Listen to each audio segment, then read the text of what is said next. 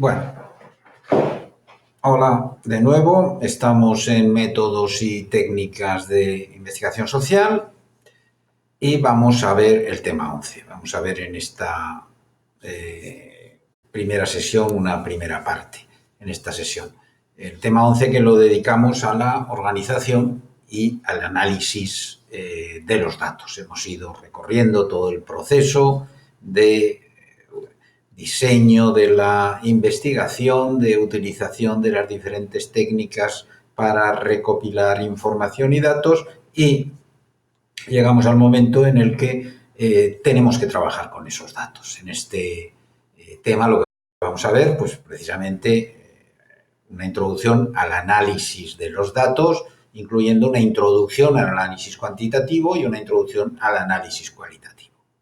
E insisto en esta de una introducción porque, lógicamente, un curso de estas características, introductorio al conjunto de métodos y técnicas de investigación, no nos permite profundizar en las herramientas de análisis concreto, en el caso cuantitativo, las herramientas programas estadísticos, y en el caso cualitativo, en el análisis de texto, de contenidos, etcétera. Pero lo que vamos a ver aquí, y esos son un poco los objetivos que nos planteamos para este tema, es primero tomar conciencia de la importancia de la organización de los datos, de tener esos datos bien organizados, bien clasificados para poder hacer análisis eficientes, aprender cómo se planifica la explotación de esos datos, introducir las principales nociones del análisis cuantitativo y las nociones básicas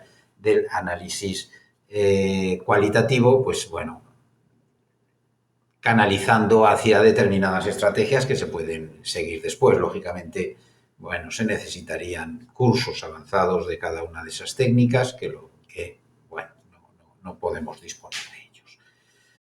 Bien, cuando hablamos de análisis de datos, ¿de qué estamos hablando? Bueno, pues de que intentamos conseguir respuestas a las preguntas de la investigación, y ese es el objetivo del análisis de datos. Hemos diseñado una investigación en la que nos hemos planteado una serie de preguntas, hemos hecho una serie de hipótesis para responderlas, hemos definido una serie de variables en base a las cuales hemos construido unos cuestionarios y hemos ido por la vía cuantitativa, y bueno, el análisis nos va a permitir dar respuesta a esas preguntas. Pero, como acabo de decir, bueno, ese análisis en cierto modo se inicia desde el principio, en el momento en que estamos diseñando ya el instrumento de obtención de datos. Y esto es importante porque tenemos que tener en cuenta ese análisis que vamos a hacer después a la hora de diseñar los instrumentos de recolección de datos. ¿Para qué? Pues para no perder tiempo, esfuerzo, dinero en recoger una información que no es útil o que no se va a poder tratar. O sea, que puede haber información que nos parece interesantísima, pero que no tenemos luego medios, tiempo, capacidad o herramientas para tratarla, con lo cual no es eficiente recolectarla. Bien, el proceso de análisis va a depender un poco de la estrategia de investigación utilizada, según sea cuantitativa, cualitativa o mixta. En los abordajes cuantitativos, el análisis pues, se va a hacer fundamentalmente al finalizar el trabajo de campo, aunque lo tendremos que tener desde el principio en cuenta a la hora de diseñar el cuestionario, etcétera, pero el análisis propiamente dicho se va a hacer al final, cuando tenemos los datos ya. Mientras que en los abordajes cualitativos pueden darse dos situaciones según también a su vez las estrategias.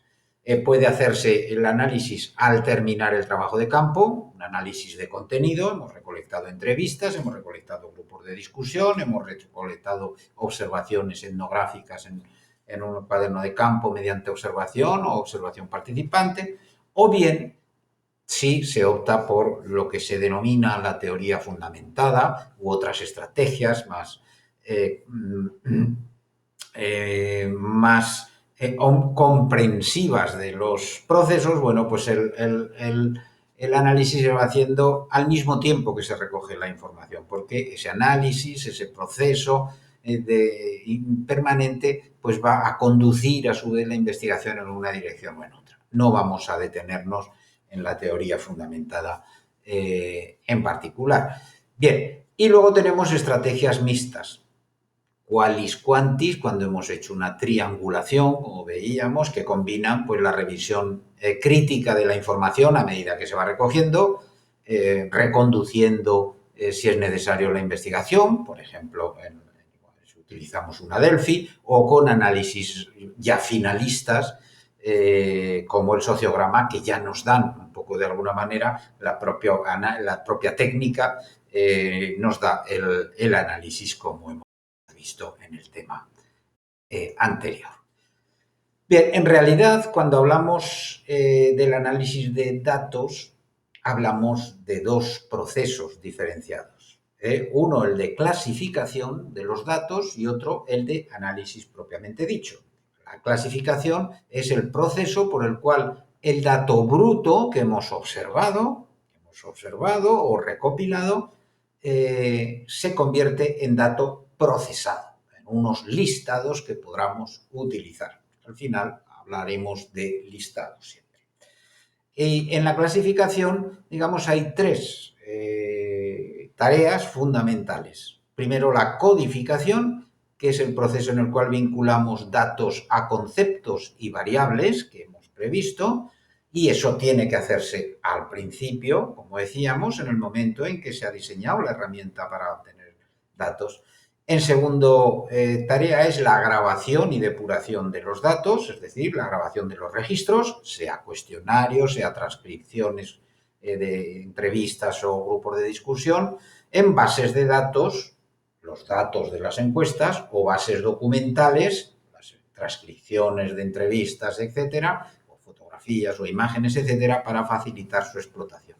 Y finalmente la tercera es la tabulación, que es cuando esos datos los resumimos en tablas, ¿de acuerdo?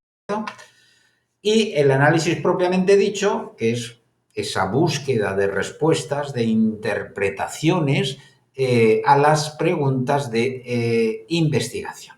Bien, ese análisis puede ser de naturaleza estadística, utilizando herramientas estadísticas para obtener respuestas a las preguntas planteadas, o puede ser una interpretación comprensiva, es decir, buscar un significado más amplio a esos datos, confrontando los resultados con las hipótesis formuladas, relacionando dichos resultados con la teoría, etcétera. Es lo que haremos en lo que en su momento se llama la discusión de esos datos.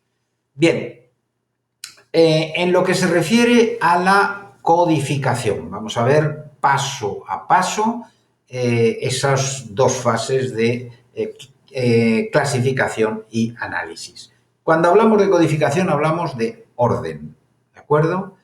La codificación es el proceso de ordenar toda la información acumulada para poder trabajar con ella de forma eficaz. De ordenar anticipadamente. ¿Por qué? Porque la codificación se tiene que iniciar en el momento en que se diseña el proceso de investigación. Pues la definición de las preguntas de investigación también va a determinar los ítems sobre los que cuestionar, si es una quali, qué aspectos vamos a plantear en las entrevistas, qué aspectos vamos a observar en una observación, o las variables con las que construir el cuestionario quanti. Bien, vamos a ver qué es lo que veremos en esta primera sesión del tema, el análisis, todo lo referido en estos procesos al análisis cuantitativo. Bien, ¿cómo funciona la codificación en la encuesta? ¿Codificar qué es? Pues clasificar de un modo sistemático en categorías mutuamente excluyentes y exhaustivas. Si recordáis cuando hablábamos del diseño del cuestionario, las respuestas a las preguntas para poder después transferir esa información a un soporte informático y analizarlas con eficiencia, facilidad y rapidez. Y en ese sentido, el proceso de codificación se compone de dos tareas. Primero, introducir códigos en el cuestionario, o en el formato que se ha elegido para recogida de información, con el fin de identificar cada pregunta con un nombre concreto. Puede ser un nombre corto, preferentemente, más o menos, puede ser un acrónimo en algunos casos.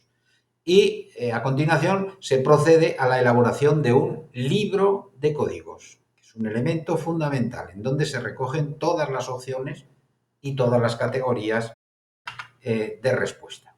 Bien, para verlo en la práctica, aquí tenemos cómo se convierte cómo vamos desde las preguntas hasta el libro de códigos. Pues bueno, aquí vamos a suponer que tenemos aquí que estamos recopilando datos pues bueno, de distintos,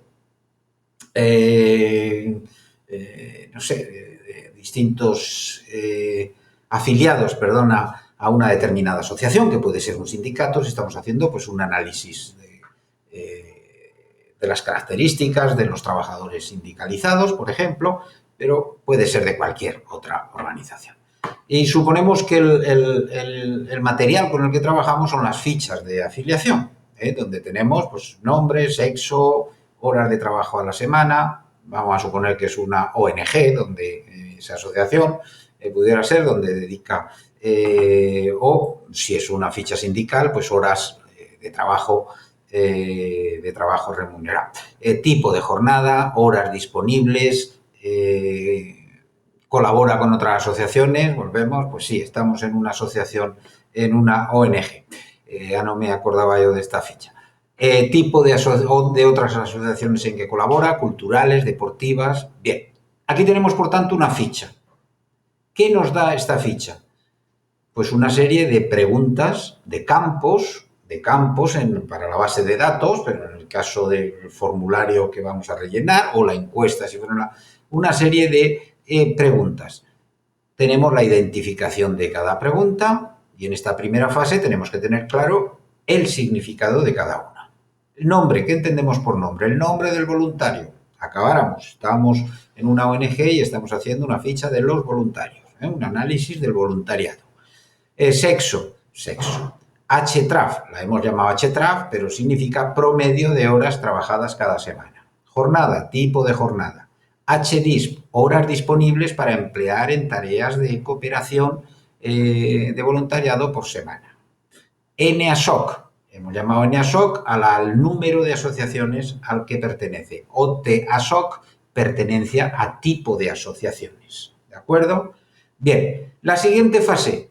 A esas preguntas, es decir, esos campos de esa ficha de afiliación, ¿qué opciones de respuesta puede haber? ¿De acuerdo? Estamos codificando. El nombre del voluntario, pues obviamente solo puede ser su propio nombre. El sexo puede ser varón o mujer. En el promedio de horas de semana va a ser un número de horas que puede ser en un margen determinado o se puede dejar abierto, pero lógicamente no puede ser más horas que las que tienen los días. Tipo de jornada, que puede ser, o puede ser jornada partida o puede ser jornada continua. Podríamos prever otras situaciones, trabajo discontinuo, por ejemplo, ahora que tenemos unos sistemas de trabajo del precariado en el que puede haber contratos por horas o por... Eso podríamos prever más. Pero en cualquier caso vemos que tenemos la respuesta 1 posible es partida, la respuesta 2 es continuada. Horas disponibles, de nuevo tenemos un número. Pertenencia a asociaciones, un número, el número de asociaciones. Pertenencia a asociaciones tipo, veíamos que aquí decíamos tipo. Aquí ya podemos tener una serie de opciones, podemos considerar entre culturales, deportivas, recreativas, gastronómicas. Cada una de ellas estará numerada. Podríamos considerar, ya lo veremos, otras, el de eso, otras. Bien, después de que hemos recorrido estas fases en ese proceso de codificación, tenemos el libro de códigos. El libro de códigos que debe tener que ir, es fundamental que vaya junto, desde luego, junto a cada encuesta, junto a cada investigación, para saber exactamente qué significa cada dato, cada variable.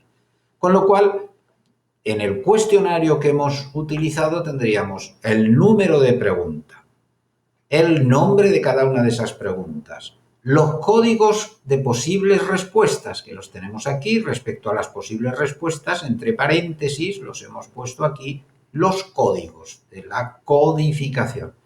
Y las etiquetas para cada uno de esos códigos que se corresponden con las posibles respuestas que veíamos. Esas etiquetas que van a aparecer en las opciones, describiendo las opciones a las que en el cuestionario uno puede escoger, aunque lo que va a marcar realmente es ese código, que es un número, un elemento, un dígito. Bien. La pregunta 1 pregunta por el nombre, que la etiqueta es nombre del voluntariado. La pregunta 2 por el sexo, que el código puede elegir entre V y M. Lo convertiremos también en 1 y 2. Horas trabajadas, estará un espacio, un campo abierto para poner una cifra, jornada o 1 o 2, que se corresponde a esos tipos de jornadas. Y así sucesivamente. Tipo asociaciones culturales, deportivas, elegirás el 1, el 3, el 4, etc. Bien, pero decíamos que, bueno, que aquí podía haber más asociaciones que esas. Bueno, pues efectivamente tenemos las preguntas semiabiertas, otros las llaman semicerradas, que incluyen entre las opciones de respuesta la de otros, la de otros. Y la de otros significa que estamos dejando ahí un espacio abierto, que no está codificado. ¿Qué quiere decir esto? Pues que esas preguntas otros, por eso hay que tener mucho cuidado y no abusar con ellas, exigen una revisión especial a posteriori. Cuando todos los datos ya están disponibles, porque hay que ver todas las opciones no previstas que hayan aparecido. Y hay que agruparlas a su vez y recodificar la pregunta. Y eso implica, con el programa informático, que habrá que recodificar precisamente todas las preguntas. Por ejemplo, esta pregunta 19. Eso dice, ¿cuál es la fuente principal de tus ingresos? No tengo ingresos propios, ingresos de mi trabajo, beca, prestación, subsidios, ahorros u otros. Hemos hecho la encuesta ya. ¿Qué nos han aparecido entre las respuestas? Pues uno ha escrito trapicheo de drogas, ha podido escribir. Otro ha escrito tormenta. Otro ha escrito vendo comida casera a los bares. Otro ha escrito vivo de la lotería que gané. Naturalmente esto no lo podemos procesar así como a sí mismo, porque en realidad estamos hablando de opciones que podemos clasificarlas, categorizarlas, agruparlas en economía informal, en juegos de azar, uno que vive de la lotería, en actividades ilegales como el trapicheo de drogas. ¿De acuerdo? Entonces, ese es lo que hay que hacer después con esas preguntas abiertas, semiabiertas, en las que hemos previsto un campo otros, que no cubríamos todas las opciones. Bien, la siguiente tarea es la depuración de los datos. Hablamos de depuración como un conjunto de técnicas o herramientas que nos permiten, una vez recogida la información en la encuesta, a veces a partir de otra información adicional, corregir por lo menos una parte de los errores de la encuesta. Porque siempre va a haber errores. Metemos datos, estamos procesando, bien al interpretar el encuestador, bien si es autorrellenable, puede que no haya entendido exactamente bien la pregunta, bien que se equivoque al teclear el número, etc. Bien, el momento en que se va a hacer esa verificación, esa depuración de la información, pues va a depender un poco del procedimiento de recogida de datos. ¿Por qué? Pues bueno, las encuestas, por ejemplo, que son asistidas por ordenador, no así las que son en papel, esas no se puede hacer la depuración hasta que ya está recogido, metido esa información, pero cuando se hacen asistidos con ordenador, pues se puede verificar alguna de esa información a medida que se va haciendo. Sean entrevistas personales, CAPI, con tu tablet, sea telefónicas, autorrellenadas o en la web. ¿Cómo? Pues utilizando filtros. En las preguntas podemos utilizar filtros que posibilitan localizar contradicciones posibles. Por ejemplo, una mujer que ha dicho que tiene 13 años y luego afirma que tiene 15 hijos. podríamos haber establecido un filtro automático, podríamos haber establecido un filtro, un if-then, un si ocurre, si en la pregunta edad ha señalado menos de X años, si aparece en la pregunta hijos algún número, pues que se detenga y revisar ese dato con el encuestado, por ejemplo, puede programarse. Con los cuestionarios en papel, como decía, hasta que no se han recogido todos los datos y se van a meter, pues no se puede hacer esa depuración. Se puede hacer, bueno, ¿cómo se hacía antes? Pues de una forma muy trabajosa. Por ejemplo, metiendo los datos 2 veces por personas distintas. Entonces, comparando esos ficheros, pues se pueden detectar las diferencias y si no cuadran, pues hacer una depuración por contraste, es decir, ver los cuestionarios originales. Es un mecanismo cuando se hace a mano todo, pues que es el único que hay. En la medida en que, bueno, en la era digital, digamos, cuando podemos escanear esos datos o hay sistemas de OCR, de reconocimiento de caracteres, etcétera, pues también se puede hacer después de la grabación de la información como depurando la base de datos. Bien, cuando hablamos de depurar esa base de datos, de verificar esos datos, ¿de qué estamos hablando en realidad? Pues estamos hablando de valores que se salen del rango de lo posible, ¿eh? De valores que no tienen sentido.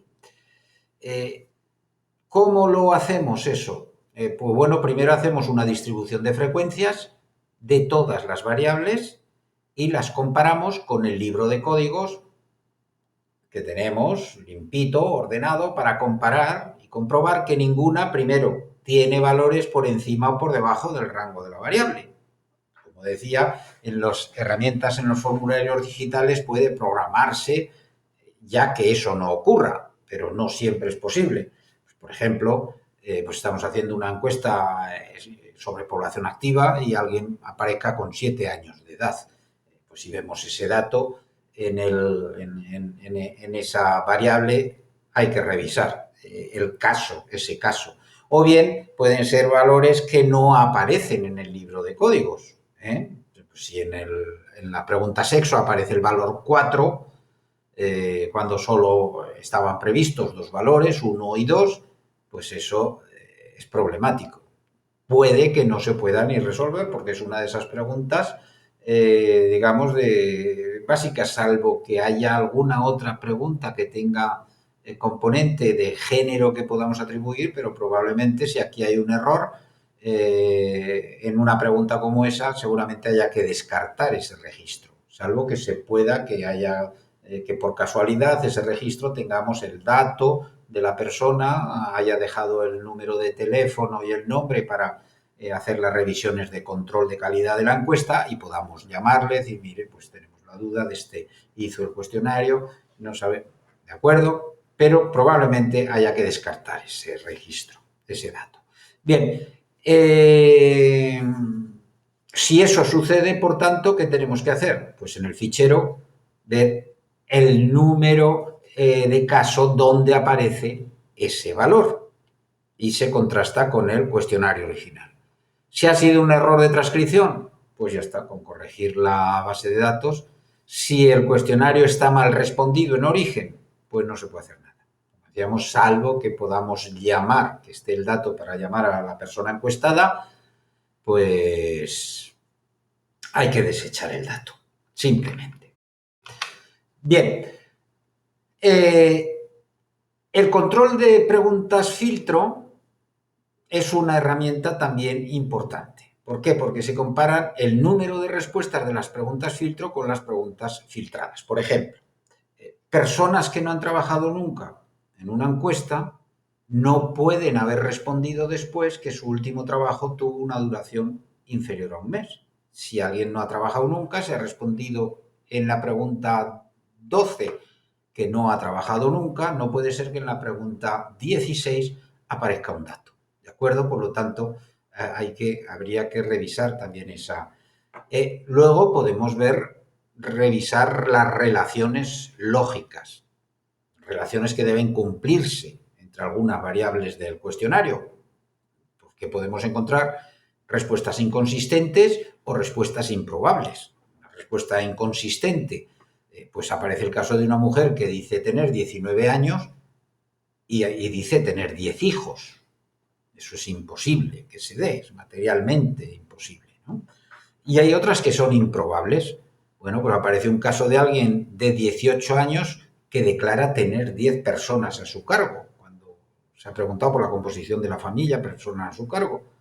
Bueno, habría que ir de nuevo, por tanto, al cuestionario original, a ver si se trata de errores, porque eso o lo ha respondido de cachondeo, obviamente, o hay un error de transcripción y hay que anular o esa pregunta si no es imprescindible o es el registro completo. Y luego tenemos otra situación que es importante, que son las no respuestas. Puede haber preguntas en las que no estén respondidas, no que haya respondido no sabe, no contesta, sino que no esté el dato, porque no sabe, no contesta, correspondería a un código 1, 2, 3 o 4 de la perdón. Ay, bueno. En el caso de que haya preguntas sin responder, sin datos, no respondidas, pues hay que ver el nivel de representatividad de las respuestas que se han obtenido, viendo la tasa de respuesta para cada pregunta, en la columna de la base de datos. Vamos a adelantar, esto es la estructura de una base de datos con una encuesta, de una base estadística de datos, donde tenemos los casos, caso 1, 2, 3, y las distintas variables que corresponden a las preguntas. Bien, pues decíamos la tasa de respuesta para cada pregunta, para cada columna, y a la vez los niveles de respuesta de cada sujeto, de cada caso, de cada fila. ¿Por qué? Porque pues si en cada fila los niveles de respuesta hubiera muchas respuestas, muchas preguntas sin respuesta, pues probablemente sea preferible desechar esos casos porque pueden ser poco fiables. ¿De acuerdo? En cualquier caso, todas estas herramientas, muchos de estos procesos, decía, bueno, pues que pueden hacerse de forma muy rápida gracias a las herramientas informáticas que disponemos. O sea que la revisión de los casos de cada variable, de cada pregunta, pues es muy fácil hacer un recorrido visual, o bien puede hacerse un análisis de ver mínimos, máximos, etcétera. Y lo mismo para la revisión de cada caso para todas sus variables. ¿De acuerdo? Bien. Una vez hemos hecho la depuración de los datos, el siguiente paso, ¿cuál es? El plan de explotación. Esto ya es orden al cuadrado, ¿no? ¿Qué es el plan de explotación? Pues el plan de explotación lo que hace es un elemento, un documento que expresa de forma ordenada qué variables van a ser explotadas, en qué orden, en función del análisis que tenemos que hacer, de lo que va a ser después el texto, etcétera, y cómo serán puestas en relación entre sí unas con otras. En realidad eso también debería iniciarse al diseñar el proyecto de investigación, pero va a ser una vez hecha la depuración de los datos cuando esto se completará. Bien, ese plan de explotación tiene tres componentes a su vez. Primero, el análisis exploratorio del fichero, que en realidad ya lo hemos hecho en el curso de la depuración de los datos. Ya hemos visto cómo está ese fichero, si se ven datos de calidad, si está todo respondido, la estructura. Bien. El segundo paso es el modelo de asignación de variables. ¿Qué significa esto? ¿Qué variables vamos a utilizar como variables independientes?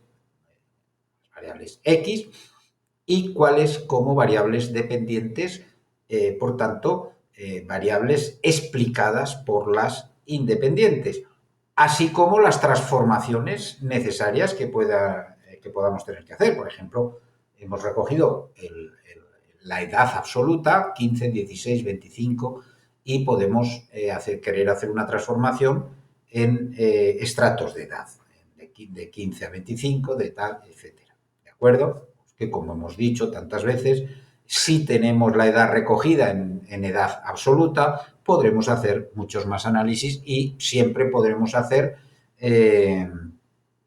ese análisis por cohortes descomponiéndolo. Mientras que si hemos recogido los datos por cohortes de edad, por estratos de edad, pues no podríamos hacer muchos análisis estadísticos. Bien, y en tercer lugar está el plan de tablas propiamente dicho, es decir, las tablas, todas las tablas que vamos a hacer para poder hacer el informe de investigación en función, lógicamente, de la explotación estadística más o menos profunda que vaya a hacerse, univariable, bivariable o multivariable. Las tablas que hacen ordenan los resultados y los presentan de una forma sistemática y clara para su lectura e interpretación. Y las tablas permiten establecer, a su vez, relaciones o detectar relaciones existentes entre distintos aspectos en la investigación.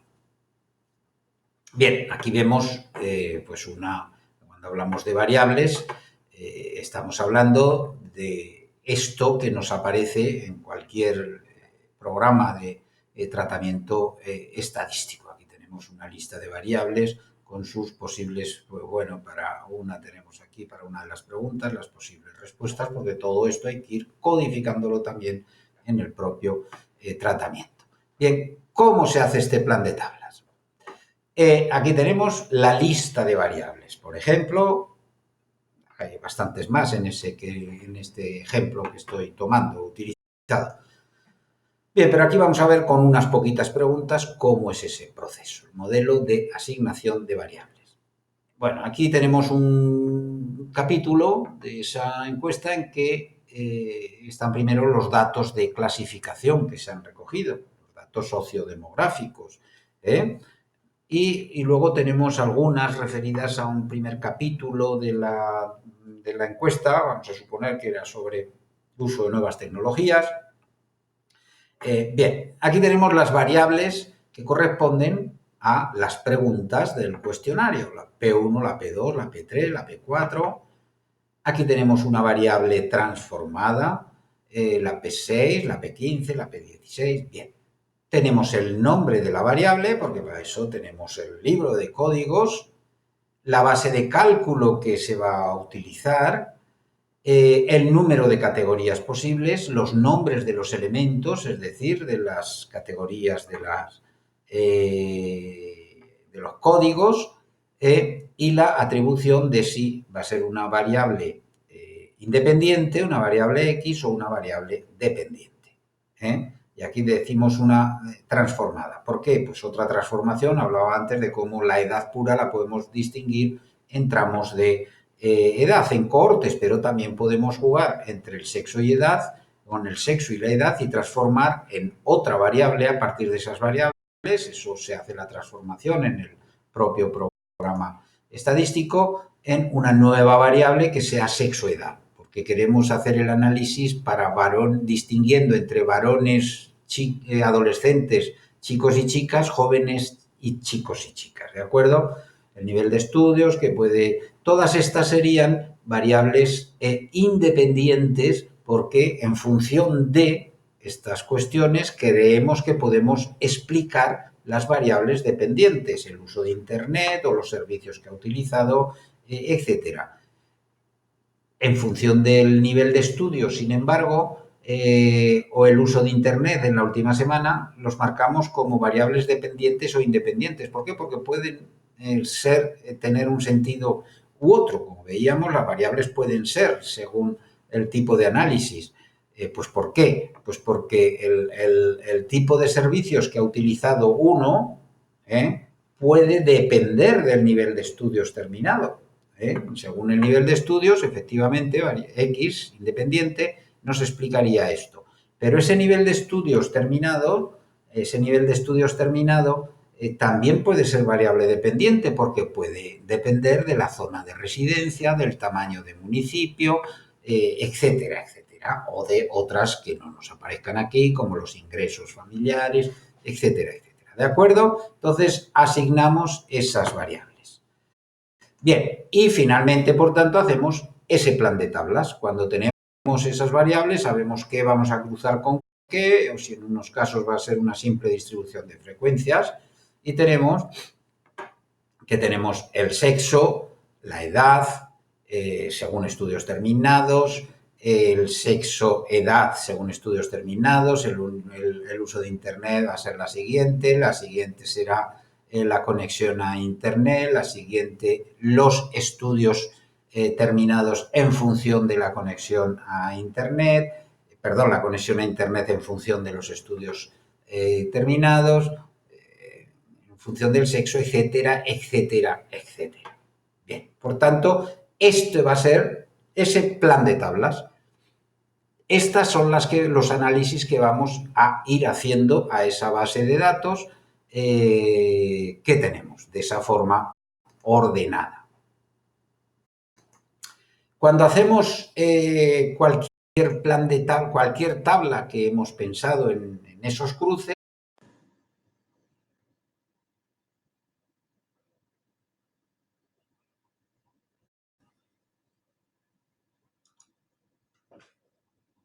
va, el ordenador va, bueno, seguimos. Bien, hemos hecho el plan de tablas, decimos para, bueno, ¿qué nos genera el plan de las tablas una vez las hemos hecho? Pues esto que llamamos tabla de contingencia, ¿por qué tabla de contingencia? Porque pueden aparecer o no aparecer relaciones entre casos, entre unas variables y otras.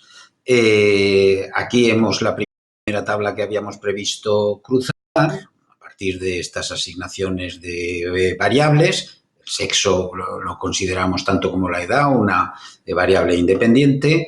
El nivel de estudios terminados hemos dicho que puede ser variable independiente, pero también puede ser variable dependiente. Bueno, pues si cruzamos esa primera tabla que vamos a hacer, nos salen esas tablas de contingencia, que es importante porque suele haber bastantes dificultades para leer estas tablas, aunque parezca, bueno, lleváis ya estas estadísticas y cosas. Esta es una tabla que tiene una doble lectura. Los mismos datos, porque además son los mismos datos, podemos leerlos en dos sentidos, en la medida en que estamos relacionando dos variables. Aquí lo que tenemos es que de 112 casos que tenemos en las fichas esas que teníamos o en la encuesta, hay 12 casos en que son chicos universitarios, 20 chicos de secundaria, 23 chicos de primaria, 15 chicas universitarias, 21 chicas con secundaria hecha y otras 21 con primaria. Bien, estos 21, estos 12, 20, 23, 15, 21, 21 los podemos leer en las dos direcciones. Por eso nos aparece una suma 100 en ambos casos. ¿Qué significa esto? Pues que estos datos, si los medimos respecto al nivel de estudios que tienen, pues ¿qué nos dicen aquí? Pues que de los que son universitarios, estos 12 equivalen al 44% del total de los casos que son universitarios. De los universitarios, el 44% son chicos y el 55% son chicas. Esto es la forma de leer, porque el total de universitarios son 27. ¿Cuántos universitarios sobre el total? 24%.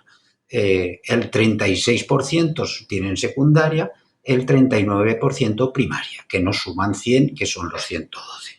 En el caso de secundaria, pues haríamos lo mismo. El 48% de los que tienen secundaria, de los 41 que tienen secundaria, el 48%, que son 20, son varones y el 51% mujeres. ¿De acuerdo? Y así. En este sentido, por tanto, leemos de forma horizontal la variable que tenemos a la izquierda, que en este caso es una variable que lo mismo puede ser dependiente o independiente.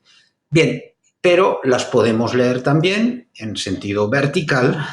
¿Por qué? Porque esos 12 varones que tienen estudios universitarios son el 21% de todos los varones, porque todos los varones son 55, todas las mujeres son 57 y en total vuelven a sumar 112, lógicamente. Bien, por tanto, de los varones, el 21% tienen universitarios, el 36% secundaria, el 41% primaria. De las mujeres, esos 15 que hemos dicho que esos 15, si lo leíamos en este sentido, suponía que el 55% de los universitarios eran mujeres, pero leído en esta dirección es que de todas las mujeres, el 26% es ese 15, es el 26% de todas las mujeres, de las 57. El 36% tiene secundaria, el 36% primaria. Bien, no vamos a entretenernos mucho en esto, porque es algo que se supone que ya sabéis, pero esto es más recordar cómo lo que es estadísticos que podemos hacer y que para los cuales pues, se supone que ya tenéis una base.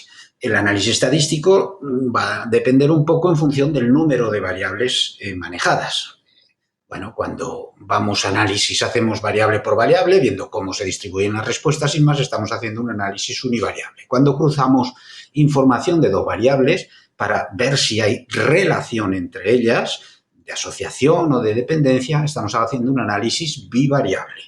Y cuando buscamos análisis de dependencia o interdependencia entre un conjunto de variables que tomamos en un mismo plano de análisis, hablamos de análisis multivariante, que son técnicas, bueno, más avanzadas.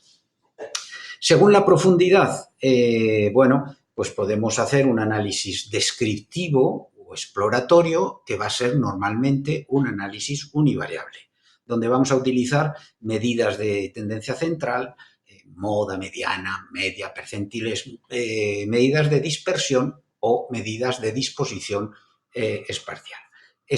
O bien podemos hacer análisis explicativos. Cuando queremos hacer cierta estadística inferencial, pues vamos a hacer análisis ya bivariables o multivariables. Vamos a ver un poco en detalle, refrescando así cosas que habéis tenido que ver y que en cualquier caso hay que refrescar todavía más si nos planteamos hacer análisis cuantitativo. Cuando hablamos de análisis descriptivo, decíamos, hablamos de distribuciones de frecuencias básicamente y de medidas de tendencia central, de dispersión o de disposición espacial. Un poco aquí se sintetiza, buscamos la tendencia central, la posición, la disposición espacial, la mayor o menor dispersión de la curva o la mayor o menor asimetría. Esas medidas de tendencia central recordamos que son la media, la moda y la mediana. Con estas vamos a trabajar muchísimo, son las que más se van a utilizar realmente, estas y los análisis bivariantes.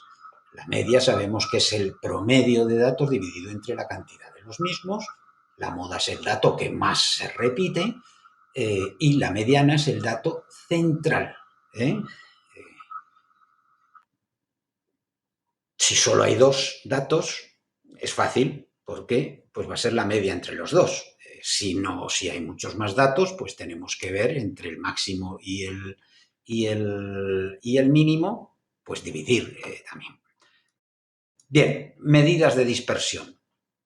Tenemos los cálculos, los rangos intercuartílicos, calculamos los percentiles, podemos calcular los percentiles y ver qué cantidades están dentro de cada uno de esos rangos intercuartílicos.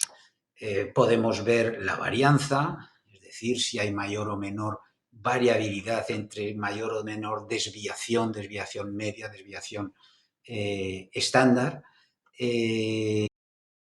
Podemos ver medidas de disposición espacial, bueno, si hay una distribución asimétrica, es decir, si la mayor parte de los datos están en una dirección o en otra, también la kurtosis, que es la altura de la,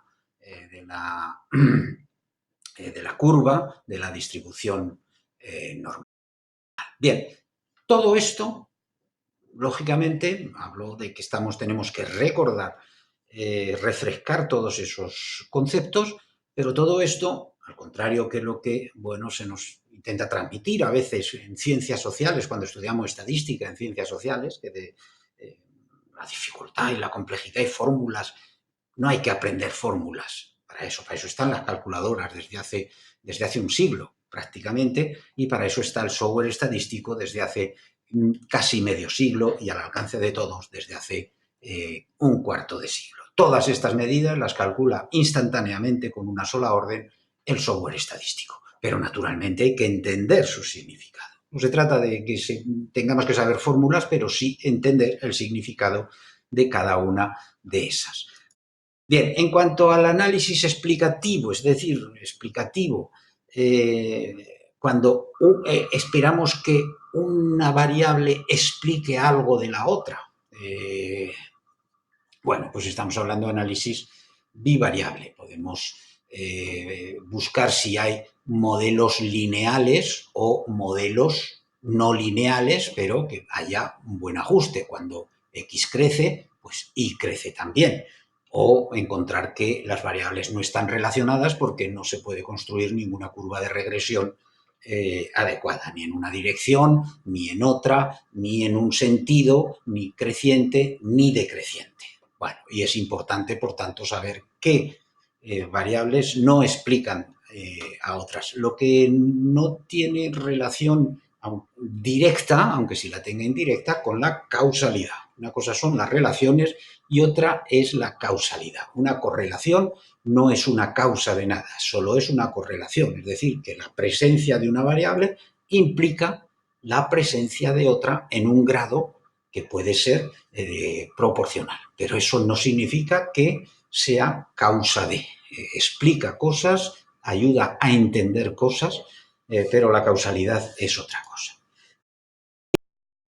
Y luego el análisis decía es cuando agrupamos conjuntos de variables, un conjunto de variables con las que creemos poder explicar mejor determinadas relaciones. Los dos fundamentales, pues el análisis de conglomerado y el análisis de clústeres, que son, bueno, como decía, técnicas estadísticas más avanzadas. O sea, si las técnicas cuantitativas exigirían para tener un manejo con soltura, cursos especializados, también las cualitativas para tener un manejo con soltura. Lo que hacemos aquí es ver de forma introductoria, pues bueno, pues estas técnicas son todavía más complejas.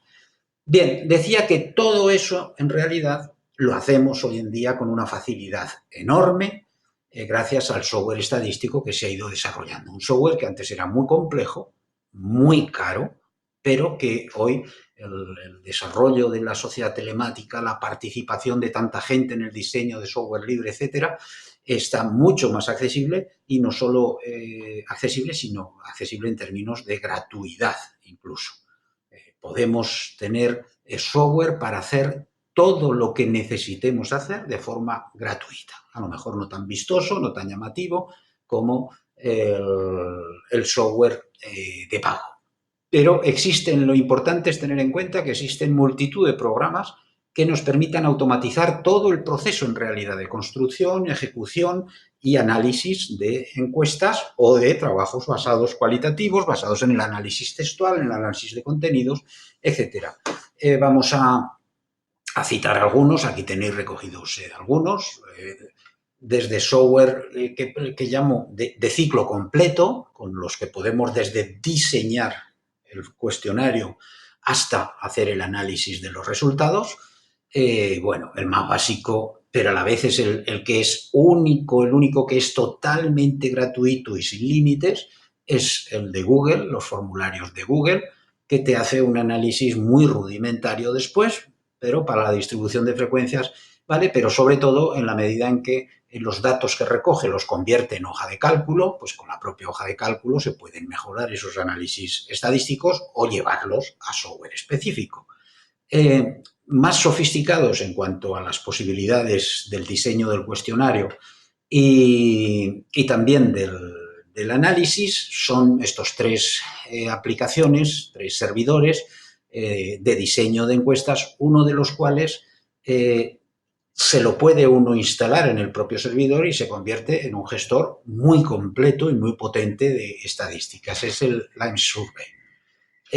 Pero luego están estos dos, el SurveyMonkey y Encuesta Fácil, que es una iniciativa española, además, que, bueno, se permite hacer encuestas muy básicas de forma gratuita, pero luego ya para tener gran número de casos o gran número de preguntas, pues exige ya el pago. No son caros, pero bueno, ya no son de...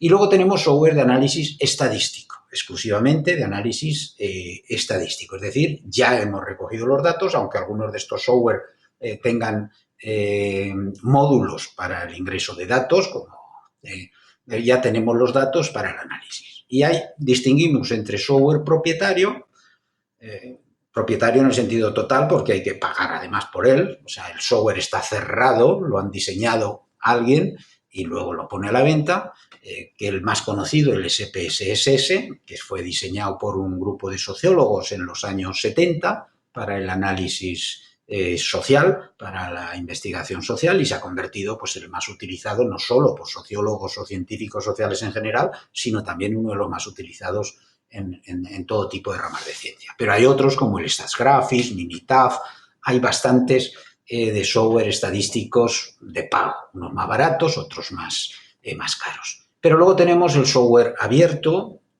o el freeware o el software gratuito, que no es exactamente lo mismo, pero a efectos del usuario da exactamente igual. El software abierto es aquel en el que ha diseñado el programa, pues digamos que el código, el fichero del código está ahí disponible para que cualquiera lo pueda modificar y adaptar a sus necesidades.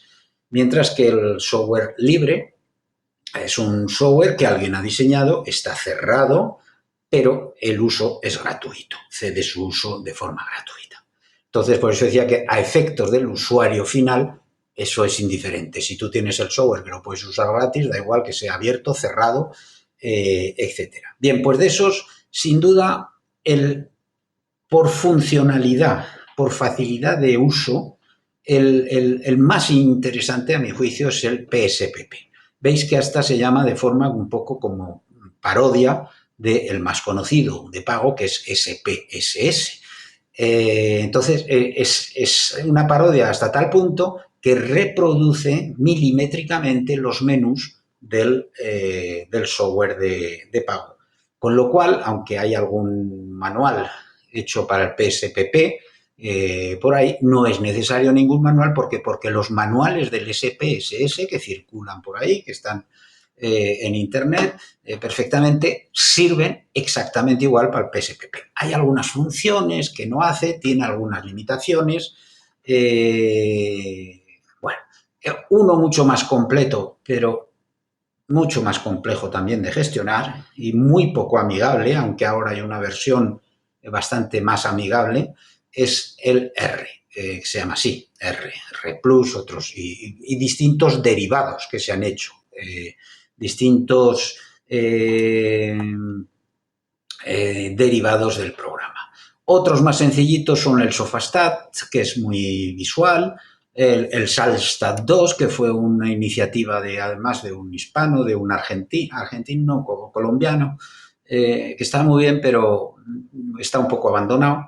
Luego se pueden hacer con Excel, por supuesto, se pueden hacer ya cada vez de forma más cómoda análisis o con el LibreOffice si utilizamos el software abierto. Se pueden hacer análisis estadísticos cada vez más finos. Hay algunos add-ons que se llama, algunos módulos que se pueden adjuntar a la Excel. Los hay de pago, muy sofisticados, pero también los hay gratuitos, como el de Daniels. Y luego hay otros programas pues interesantes, como el EpiInfo, que aunque está orientado a la salud, en realidad es un programa completísimo de diseño de cuestionarios, de utilizar el teléfono para recoger los datos, es muy completo.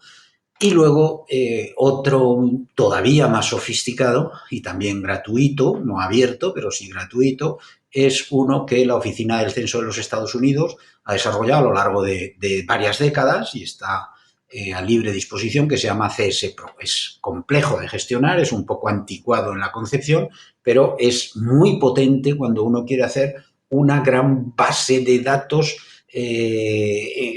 triangular, en tres dimensiones.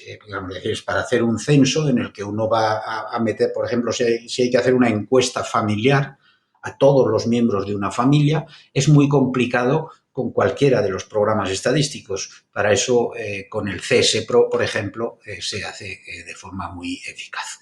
Bueno, aquí os pongo el enlace a un pequeño post, un artículo en mi blog, en el que suelo actualizar de vez en cuando pues el estado de estos programas gratuitos.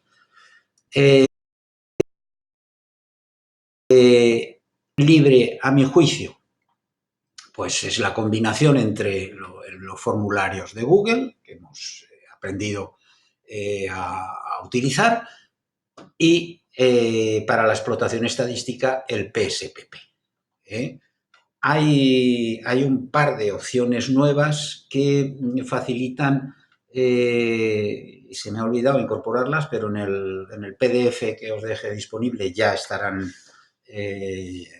metidas, están en cualquier caso en el artículo de mi blog, que son más agradables de gestionar, más sencillitas y sobre todo permiten algo que el PSPP todavía gestiona de forma complicada, que es llevar las tablas, los resultados, al tratamiento de textos.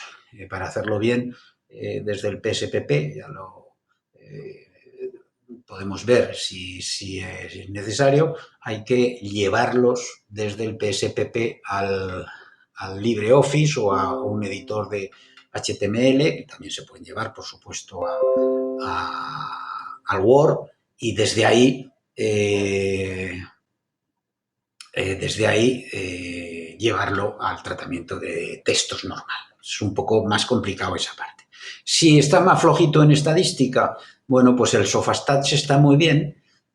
¿Por qué? Porque incluye mucha ayuda para interpretar los resultados y hace unos gráficos que están muy bien directamente.